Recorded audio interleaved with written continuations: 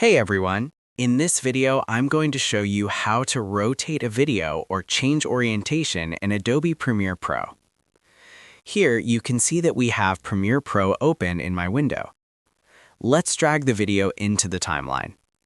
Here, you can see that the video is not in the correct orientation. It is rotated and it isn't in the correct ratio.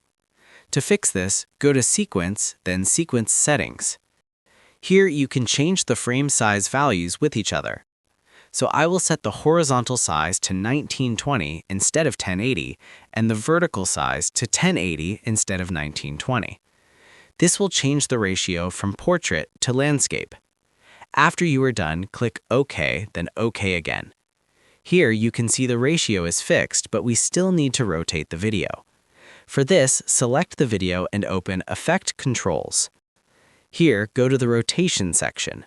Now, if your video is skewed to the left, like mine, type -90 and press Enter. If your video is skewed to the right, then you need to add just 90. Here, you can see that my video is fixed and it is now in the correct ratio and orientation.